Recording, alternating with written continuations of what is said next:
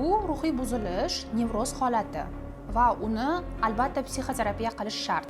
Endi nevroz deydi, panika xuruji deydi, hammasi shu asablaringiz charchaganida.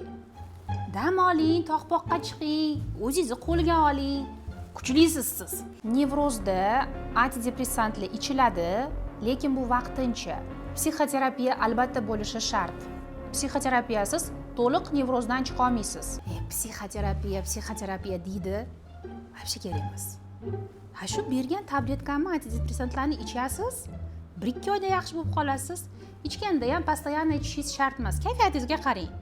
O'zingizni yomon his qilsangiz iching. O'zingizni yaxshi his qilsangiz qo'yavering, tashlab yuboring. To'g'ri, nevroz, panika xurujlari bu ruhiy buzilish. Lekin tanada shuni qanaqa sabablari borligini bilishimiz uchun siz analizni topshirishingiz kerak.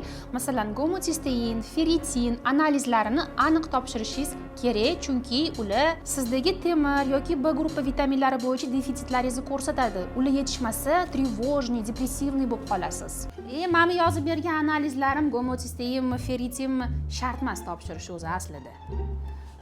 Klinikadagi vrachlar ham soqqa qilish uchun yozgan edimda. Ani eski analizlaringiz bor-ku, 1 yil, 2 yil oldingi analizlar. O'shalarni Telegramga jo'natib yuborsangiz ham bo'ladi. O'shalarni ko'rib ham bemalol aniqlasa bo'ladi sizdagi holatlarni. Aynan men sizga tavsiya qilgan dorilarni iching. Aptekaga kirsangiz sizga o'rindosh boshqa narsalarni tavsiya qilishlari mumkin, lekin u yerda aktivное вещество, dorining faol qismi boshqacha bo'lishi mumkin. Amanga aynan men yozib bergan dorini ichishingiz juda ham muhim.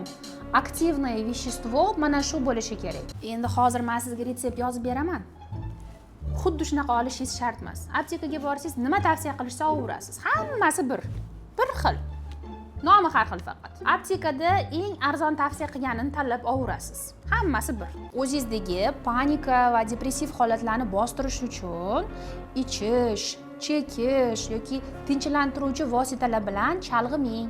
Chunki ular faqat vaqtincha ta'sir ko'rsatadi va sizni bog'liq qilib qo'yadi, zavisimiy qilib qo'yadi sizni.